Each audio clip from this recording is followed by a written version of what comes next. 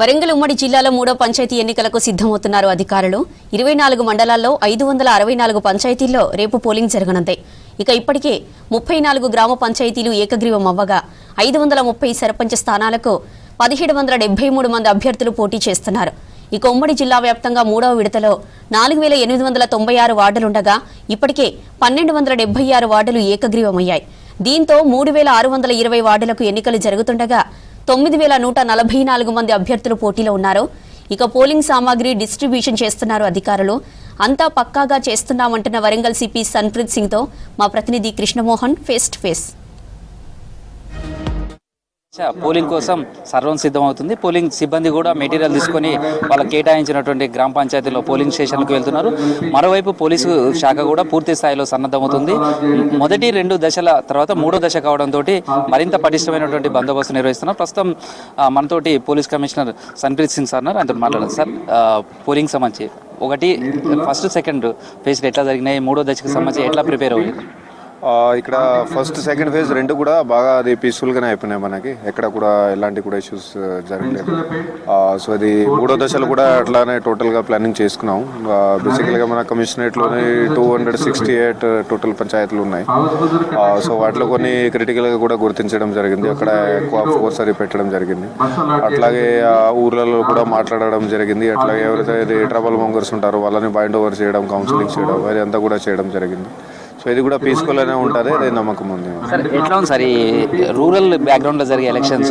చిన్న చిన్న ఇష్యూలకే చాలా కక్షలు జరుగుతాయి, చాలా గొడవలు అయ్యేది. కానీ ఈసారి చూస్తే ఫస్ట్ ఫేజ్ కానీ సెకండ్ ఫేజ్ కానీ చాలా చిన్న చిన్న సంఘటనలు కూడా చోటు చేసుకోలేదు. 2 పోలింగ్ కూడా చాలా ఎక్కువ జరిగింది. ఎట్లా అనిపిస్తుంది సార్ ఎక్స్పీరియన్స్? ఒకటి 3 phases చేయడం వలన అది బాగా అడ్వాంటేజ్ అయింది. మన డీజీపీ గారు అట్లా చేశారు దీంట్లో. సో అది 3 phases చేయడం వలన ఫోర్స్ కొంచెం అవైలబిలిటీ మనకి ఎక్కువ అయింది.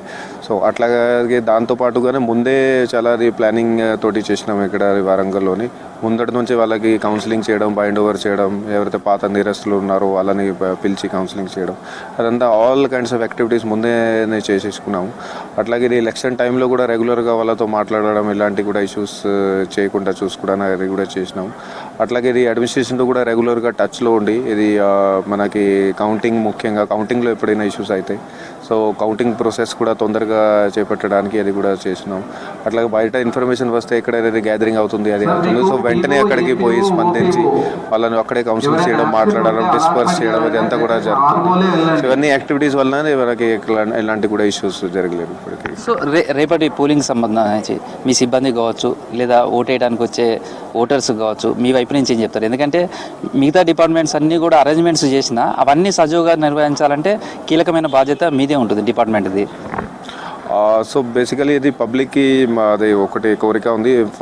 ఫస్ట్లీ ఓటింగ్కి 7 to 1 ఉంది టైం. సో ముందు మార్నింగ్ నుంచే మీరు ఓటింగ్ స్టార్ట్ చేస్తే అది పెద్దగా ప్రాబ్లమ్స్ ఉండవు. ఇప్పుడు మనం చూసినాం, సెకండ్ ఫేజ్లో చూసినాము, పబ్లిక్ కూడా ముందే మార్నింగ్ నుంచి రావడం స్టార్ట్ చేశారు. సో ఫస్ట్ ఫేజ్లో ఎట్లాగా కొన్ని చోట్ల డిలే అయింది. అది 12:30 to 1 ఆ ప్రాంతంలో చాలామంది వచ్చేసరికి కొన్ని చోట్ల ఓటింగ్ డిలే అయింది. కానీ ఇది సెకండ్ ఫేజ్లో మాత్రం మార్నింగ్ నుంచి వాళ్ళు రావడం మొదలు పెడితే అది ఈజీగా అయిపోయింది.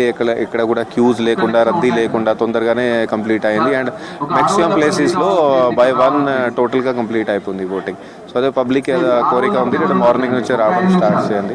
ఆ తర్వాత రెండోది కౌంటింగ్ సందర్భంగా అది ఒకటి రిక్వెస్ట్ ఉంది, దట్ అది కౌంటింగ్ కొంచెం టైం తీసుకుంటూ ఉంటుంది. సో అది అడ్మినిస్ట్రేషన్ తరఫు నుంచి కూడా కొన్ని ఎక్స్ట్రా టేబుల్ పెట్టడం, కౌంటింగ్ని స్పీడప్ చేసుకోవడానికి అది కూడా చేశారు. కానీ even then it is time taking process. And అవి కూడా మరి ఎక్కడెక్కడ పెద్ద పంచాయతీలు ఉన్నాయి అక్కడ టైం పడుతుంది కొంచెం. సో పబ్లిక్ కొంచెం ఓపికతో ఉంటే ఇది బెటర్ అది. అండ్ ఎనీహౌ అది కౌంటింగ్ ప్రాసెస్ అంతా కూడా ట్రాన్స్పరెంట్గానే ఉంటుంది కాబట్టి వెంటనే వాళ్ళకి ఇన్ఫర్మేషన్ కూడా చెప్తున్నారు. కొంచెం ఓపికతో ఉంటే అంతా కూడా ప్రశాంతంగా అయిపోతుంది. సో విన్నర్స్ కూడా ర్యాలీలు అవి చేస్తారు. తర్వాత 3వ ఫేజ్ కూడా అయిపోతుంది, లాస్ట్ ఫేజ్ కూడా. ఈ నియమాలు కానీ, మీ పోలీస్ యాక్ట్ కానీ, ఇవంతా కూడా ఎప్పటివరకు అమలు ఉంటుంది సార్? ఇది బేసికలీ ఇప్పుడు మనము 163 BNSS, అదే పాత 144 CRPC, ఇది రేపు రాత్రి వరకు కాకుండా ఎల్లుండి మార్నింగ్ వరకు కూడా అది అమల్లో ఉంటుందని అది నోటిఫికేషన్ ఇచ్చినాము. సో బేసికల్గా రేపు కూడా అండ్ అట్లాగే ఎల్లుండి వరకు కూడా ఎలాంటి కూడా ర్యాలీస్ కానీ, ప్రొసెషన్స్ కానీ ఎక్కడ కూడా తీయవద్దని అదే మా కోరిక ఉంది. సో దాని తర్వాత కూడా ఎక్కడైనా తీసుకోవాలన్నా లోకల్ పోలీస్ పర్మిషన్ తోటి వాళ్ళు ఎలా చెప్తారు అట్లా వాళ్ళు తీయొచ్చు. సో ఇది జస్ట్ ఇది లా అండ్ ఆర్డర్ శాంతి భద్రత వ్యవస్థని కొంచెం కాపాడుకోవడానికి ఇది ఒకటి చర్య ఉంది. Thank you. ఇది ప్రస్తుతం రేపటి పోలింగ్ సంబంధించి కూడా పోలీస్ శాఖ సన్నద్ధమవుతున్న తీరు ఇప్పటికే సమస్యాత్మక గ్రామాలకు సంబంధించినటువంటి గుర్తించడం, అక్కడ రౌడీ షీటర్స్ కావచ్చు, లేకపోతే ఈ గతంలో ఎన్నికల సందర్భంగా గొడవలు చేసినటువంటి వాళ్ళందరినీ గుర్తించడం, వాళ్ళని బౌండ్ ఓవర్ చేయడం ఇవన్నీ కూడా జరిగింది.